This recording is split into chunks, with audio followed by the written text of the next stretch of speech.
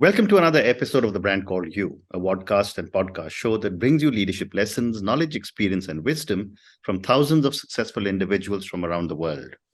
I am your host, Ashutosh Garg, and today I'm delighted to welcome a very, very accomplished professional from Australia, Erin Wen.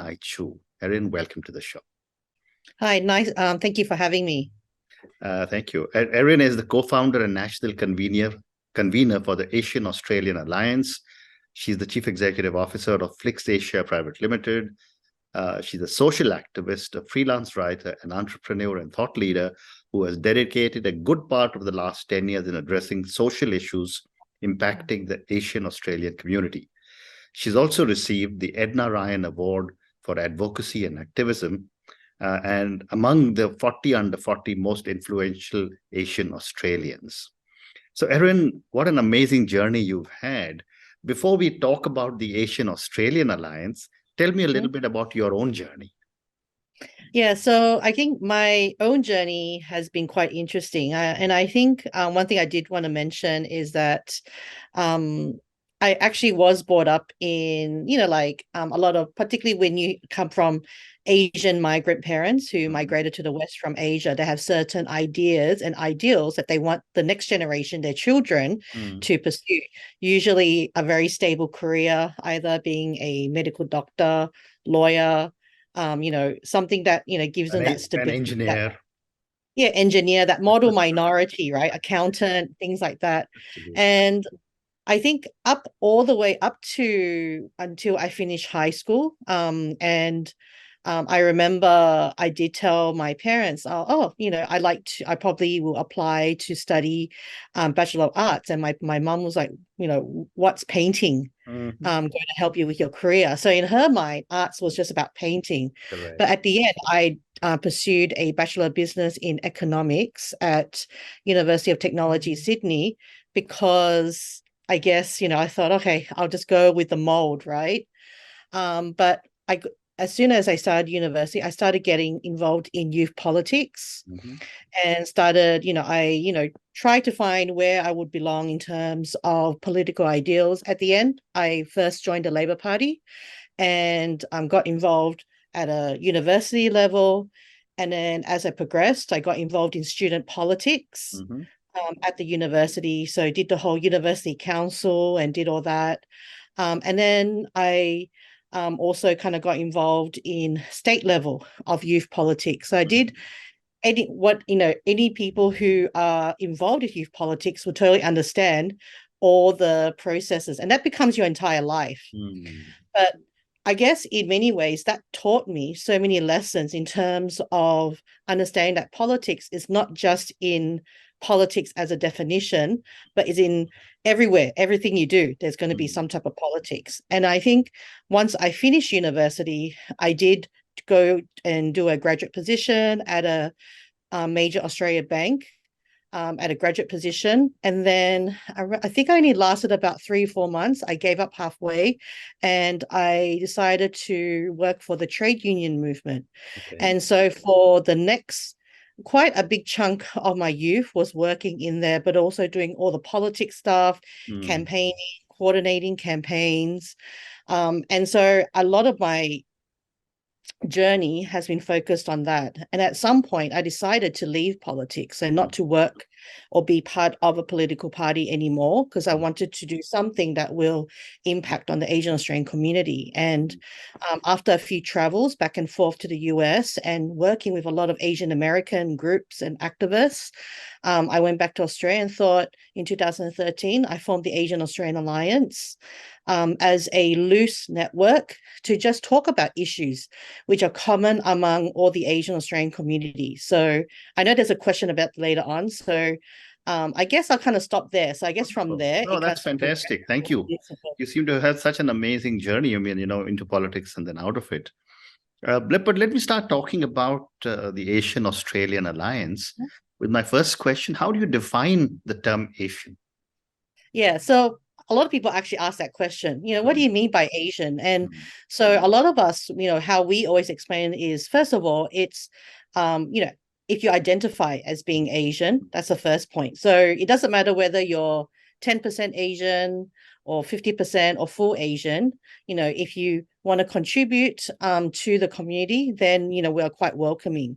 And usually we actually go by the definitions actually stipulated in the Australian Bureau of Statistics or the census data. We have different things to talk about what Asia is. So if we're talking about it, we consider the generic categories are East Asian, Southeast Asian, South Asian, Central Asian, Western Asian.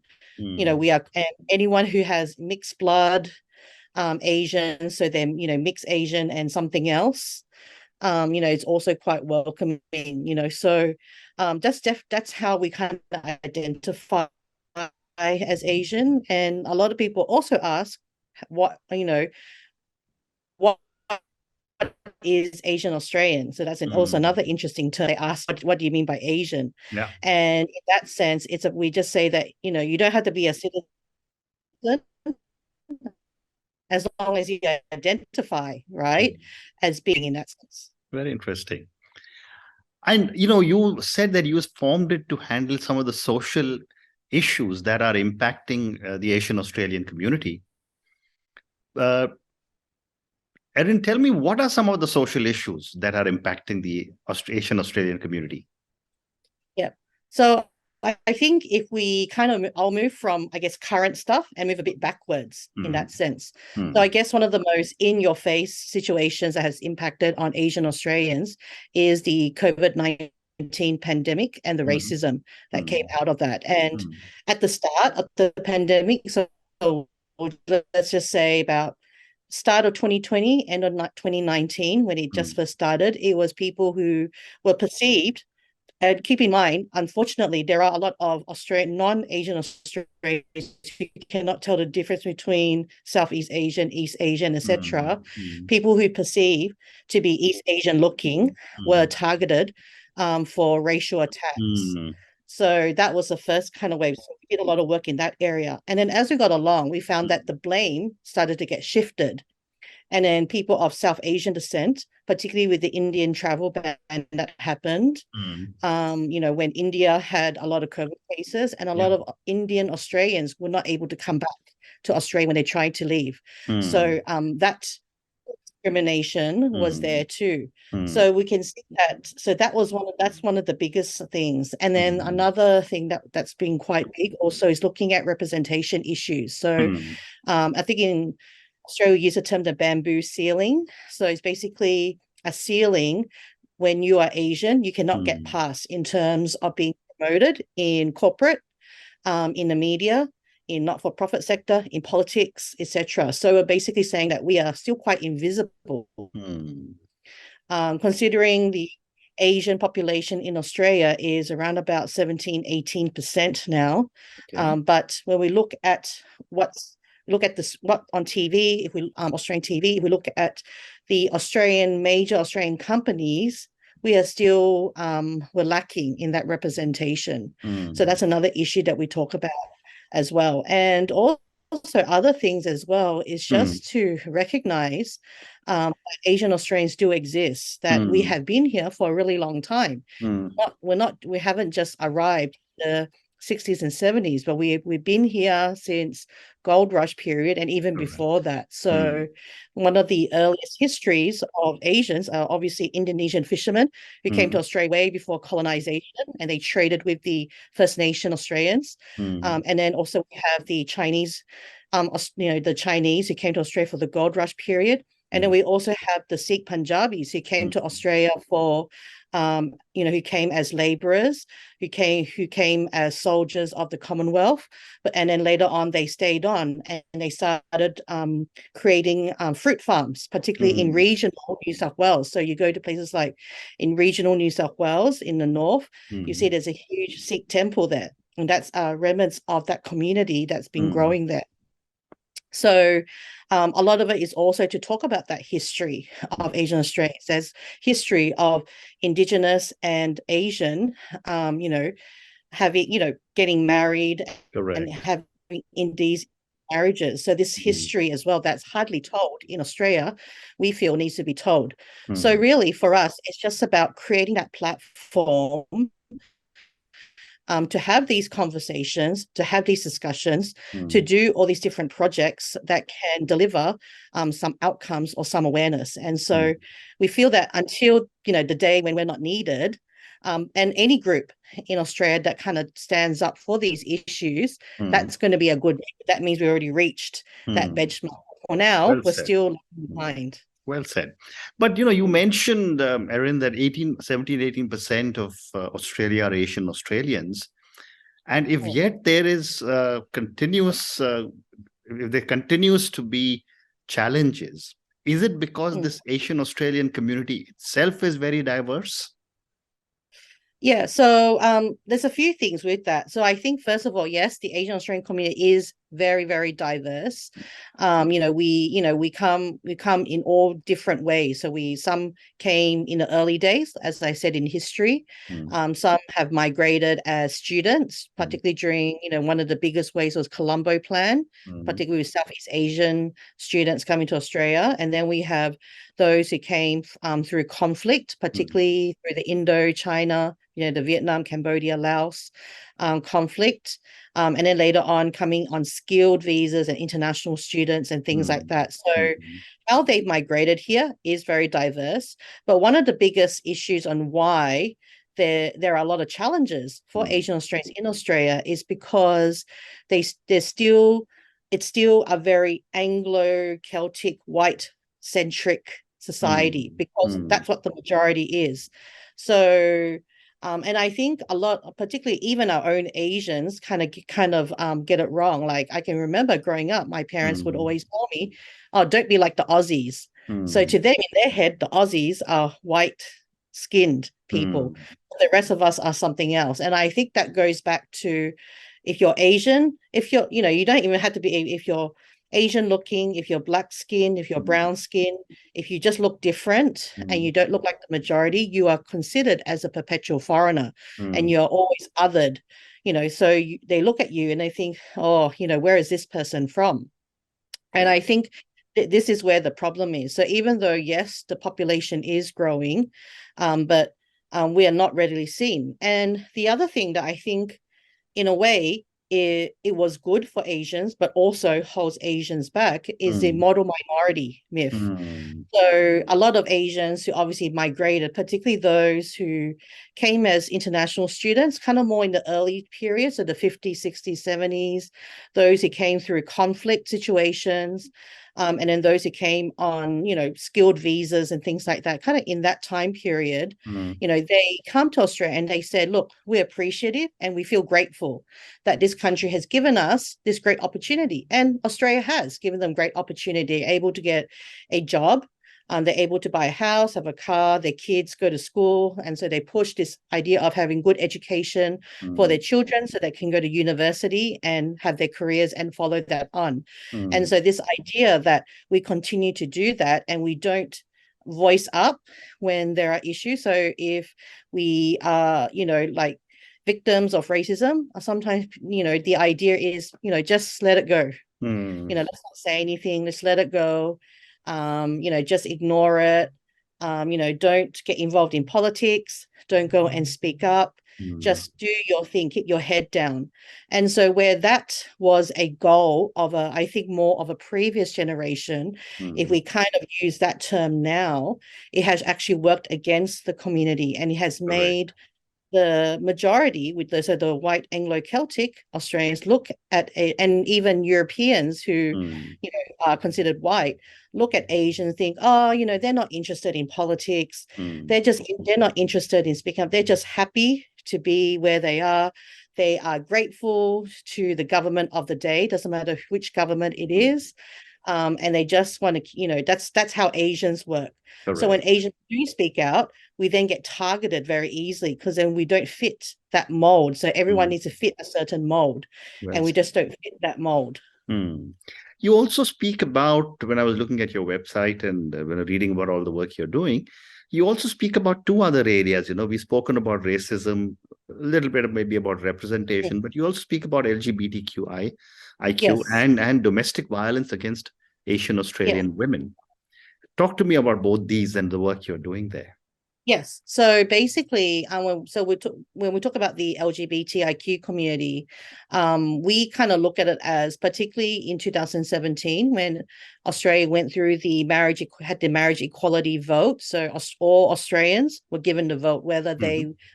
they wanted or they did not want marriage equality, and so um, I think, there is a lot of misinformation that was particularly going around at that time, Mm. distributed to different Asian communities that about, you know, man and man getting married, woman and woman Mm. getting married, etc., etc.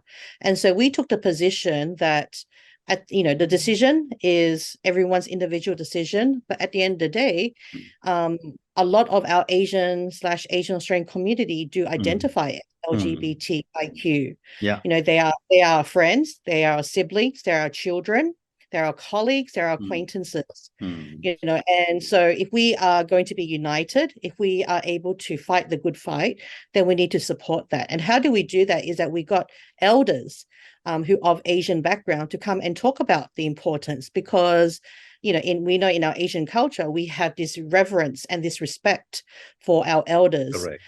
so those who come, who have a lot of experience, to talk about these issues. And we also explain that in actual fact, there's no such thing as a traditional family unit. This idea that a married man and woman with Mm. 2 or 3 children is what the definition of family is no longer the thing. Correct. Children grow up with a whole range of different family Mm. structures. So that's one thing that we do. And the other thing is that if you are Asian and you identify as LGBT, particularly, you are even more invisible. Mm. So someone like myself who's considered as heterosexual, I am, I already feel invisible. But if, other Asians who identify as LGBT and they're Asian, they get that double layer Mm. of discrimination, and it's not just from the outside community, but it's also from within our own Asian community with our own prejudices against people who identify as Mm. LGBT. So they get that. And then the question of safety also, because there's, with, family safety, mental health, things like that. But also, they get the racism. And there's also discrimination within the LGBT movement when, same kind of thing with the heteronormative type racism, where it's the majority, being discriminating. So they get that too. So they're just quite invisible. So Asian Australian Alliance, one of the things that we always try to talk about is to ensure that we are inclusive, that we are progressive in terms of advancing causes, Mm. um, but we remain, very pretty much non-political in Mm. terms that we don't support any particular side of politics, but we want to be inclusive. So I think standing up for LGBT issues is quite important because it is part of our community. Mm. Um, and like I said, they're even more invisible. And Mm. then when we talk about the domestic violence, Mm. I think one of the most unspoken things in Australia is even just in the general Australian community, domestic violence is Mm. already very difficult to talk about. And if we look at our Asian community, that's even more difficult. When we talk about language barriers, cultural barriers, tradition barriers, Mm. to understanding of what domestic violence is. So, Mm. and it's not just, husband beating wife type situation. There's also family violence. Mm. Women who marry a Australian, say an Australian man of white background or European background, and she has Mm. no other family or social networks around here. And there are also abuse cases of that too. The Wow. idea of isolation as Mm. well. So being isolated because you are coming to a new country and you don't have any external networks. So for us we're still working out, so what are some of the best ways to have this conversation, Mm. because it is a very difficult conversation, but also if we look at the law enforcement side as well, Mm.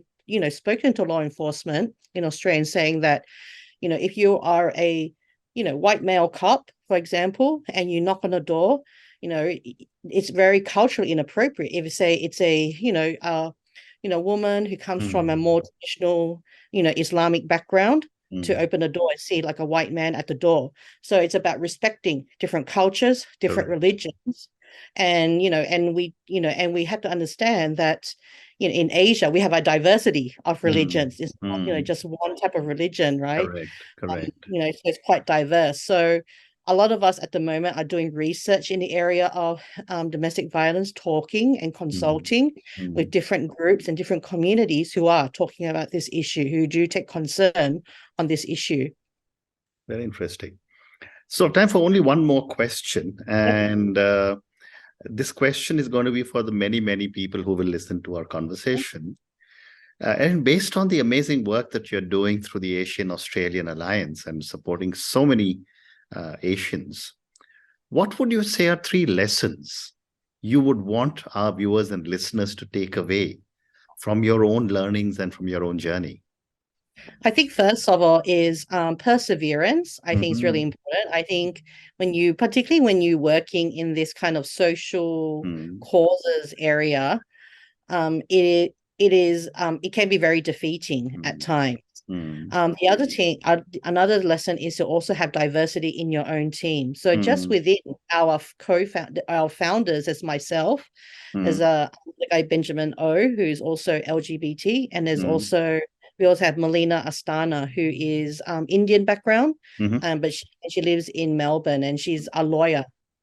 And so the 3 of us, we represent, a great diversity of the different Asian, categories, right? And then in our conveners and our other teams is even more diverse, where we have Southeast Asian, South Asian, mixed Asians. So I think working with that diversity is extremely important because you get to learn a lot of different things that a lot of us can be blind to. So that's the second lesson. I think the third lesson is to make anything that you do, think about what are the outcomes. Is it outcomes driven or is it just for conversation's sake? So it's good to have discussions on things, on issues, but sometimes when you have too many discussions on the same topic over and over again, so just say racism, for example, and we have people having events and discussions to talk about it, but the question is, what are you going to do with it after you have that big event, after you have a big consultation or conference? What are you going to do about it? So one of the other things is also look at outcomes driven projects and campaigns and things like that. Very interesting. And on that note, Erin, and your 3 wonderful lessons, which is perseverance is absolutely critical, build in diversity in your own team and your colleagues today. And the third one is think about outcomes of whatever you do, because that's so critical. Thank you so much for speaking to me. Thank you for talking to me about the Asian-Australian Alliance, about all the work that you're doing to support the Asian community in Australia with regard to racism, representation, LGBTIQ, and domestic violence against Asian-Australian women. Thank you for speaking to me and good luck to you. Thank you very much for your time. Thank you. Thank you for listening to the Brand Called You videocast and podcast, a platform that brings you knowledge, experience, and wisdom of hundreds of successful individuals from around the world. Do visit our website www.tbcy.in to watch and listen to the stories of many more individuals. You can also follow us on YouTube, Facebook, Instagram, and Twitter. Just search for the Brand Called You.